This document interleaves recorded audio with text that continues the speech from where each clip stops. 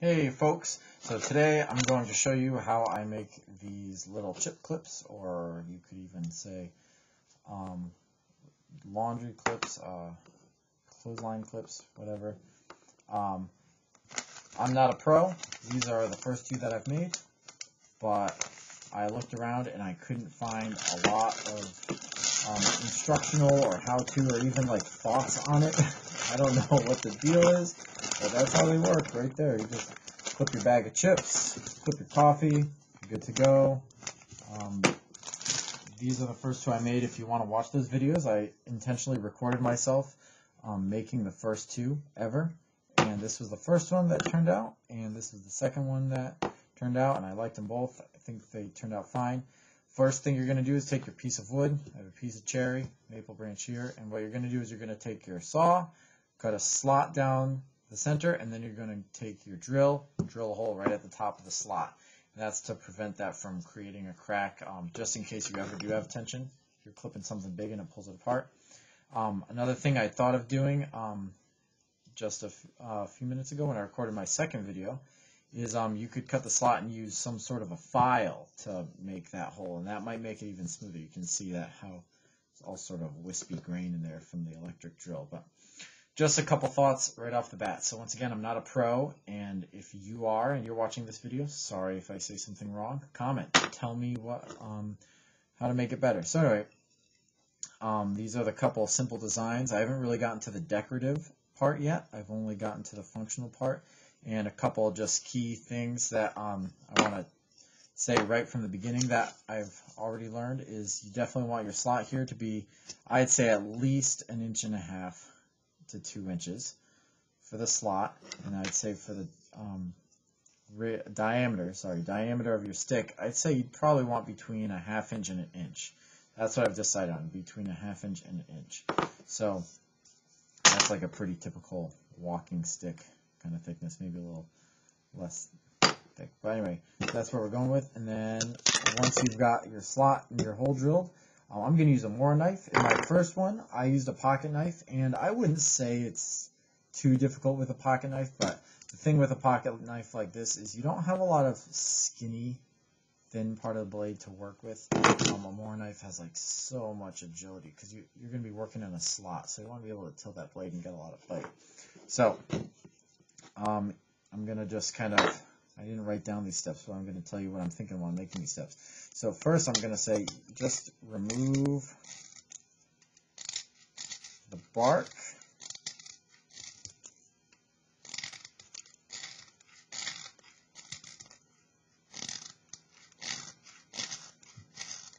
And, you know, I already said I'm not a pro, but this was so simple.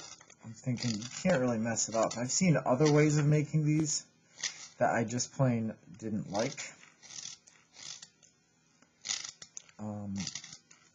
I've seen like the gypsy pegs where you basically split a stick and then wrap some metal around it, and that's not, you know, that's not exactly what I'm going for. I was initially trying to do it so that you could just post up with your pruning saw and a knife and make it happen. But I think what I decided was you can't do it. I mean, you could just cut the slot and go from there, but you wouldn't have the hole. And I think that hole is a key part of not just the functionality, but even just how it looks. But I don't know, maybe I'll try one without the hole, because I like to have everything doable completely by hand tools. I think that's part of the, you know, reason using the knife in the first place, right? This would be way easier with a sander and bandsaw. So, all right, so remove the bark. I'm probably going to remove the bark on the rest of this too. I guess I'll just do it right now, because you can see I kept the bark on both of these, but I'm kind of curious just to remove the bark and make something.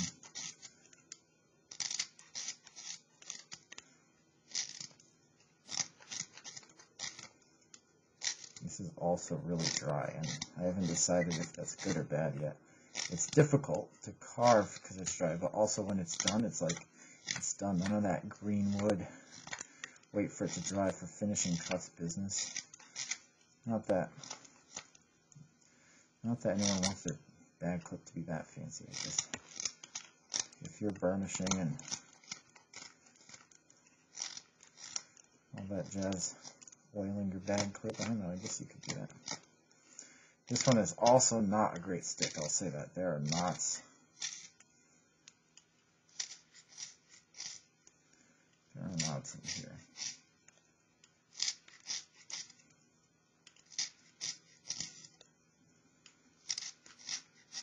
I bet if you knew that you didn't want bark on this, you could hold it as a whole stick before making the second cut. Hold it, strip all the bark, then cut it.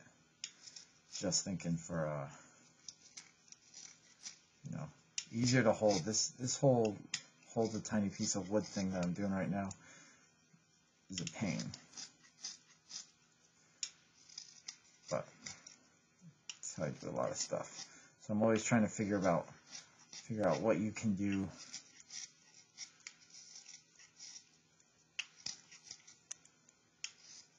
before officially cutting it off the stick. Kind of like the finial on a spoon.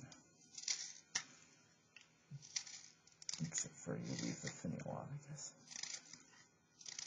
Alright, so I'm trying to make nice facets as I go along here, but I'm also, you know, I'm carving a little faster than I think I would otherwise, because I'm just trying to make a short and simple how-to. I'm not going to get fancy, I'm not going to get decorative, but trying to make sure I have some nice facets. I'll clean up the top last.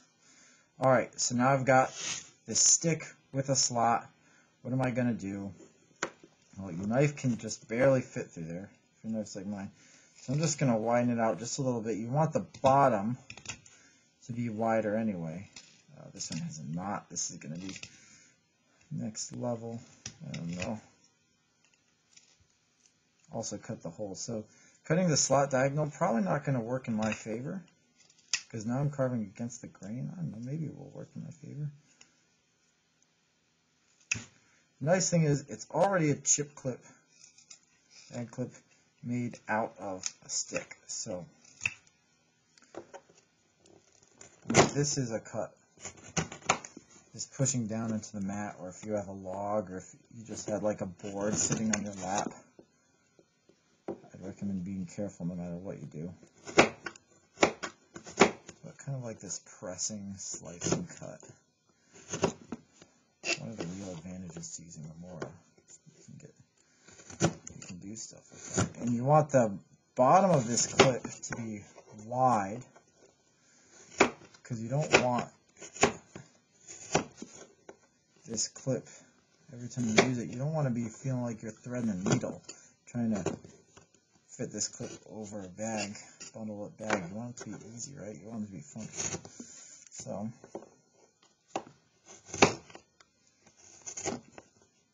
alright. There we go, widening it up at the end there. Nice.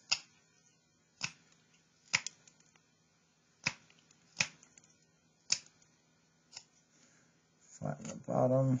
There's a little crack in the wood right there, probably from drying. I'm not gonna, you know, it's already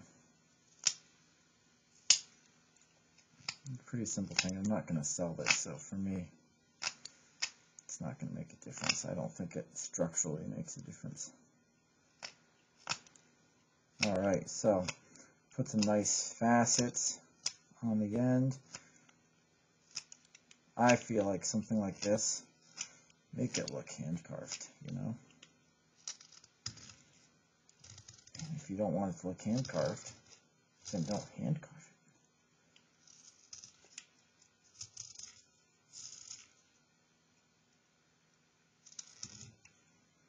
it. Alright, so let's take a look at this. So far, so good. Now I'm going to do that slice and cut, but I'm going to do it up a little farther. I'm only going to do it just enough to like clean things out in there. both sides. And it's okay if you don't make it completely flat. It's okay if you don't make everything completely flat. Or level, I guess, across the inside of the wings here. Or fingers, I don't know what biology of a clip. Because if the center stays a little skinnier, that just means you're going to get more traction on whatever you're clipping. That's kind of what you want. Okay. Now for this part, you can see this is messed up. This one, I don't know, I think maybe I drilled a little bit below the cut. So you could, this is one of those things where maybe, oops, maybe that's something that is more of a drilling issue than a knife issue, making that nice clean hole, but like that, it definitely looks like I just drilled below the top of that cut, so I'd say that's more of a drilling issue. What I do is I wiggle the drill in there.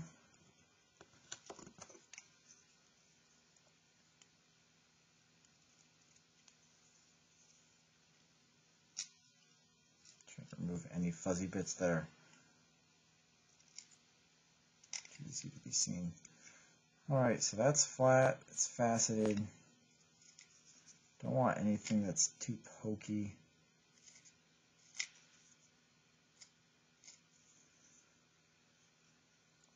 And then the last step would be to finish off the top.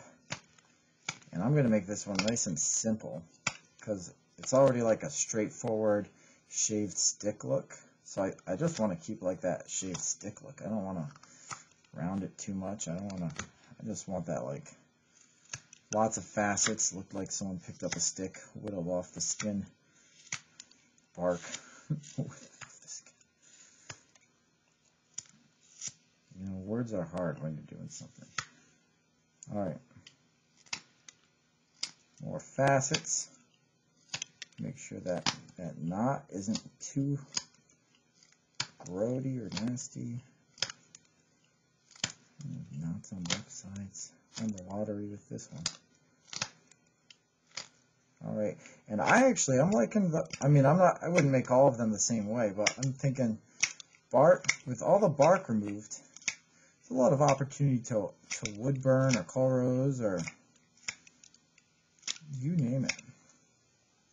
But there we go. I'll do a couple more and I think that's it. And that's how you do it. I think it's pretty easy. My biggest regret is not trying it sooner. Honestly. I spent a lot of time wondering how people did it because I didn't want to use power tools, and then I realized a lot of the people that I saw making were using power tools. And you can spend as much time as you want cleaning these up on the inside, you know, with your knife. So this is just a how-to. This is not a how to make it look pretty, but how to make it functional. There you go. Maybe you could paint it. You could shorten it up. You could shave it in, make it like a little ball on top or finial. But yeah, so I hope that was helpful. Let me know if you do anything different that's better or more efficient or just a different technique. I'd love to hear it. This is just how I do it, and by how I do it, I mean this is how I have made 3. So if you haven't checked out my first videos of me trying to learn how to do it, check those out. If you like the video, hit subscribe and see what else I do.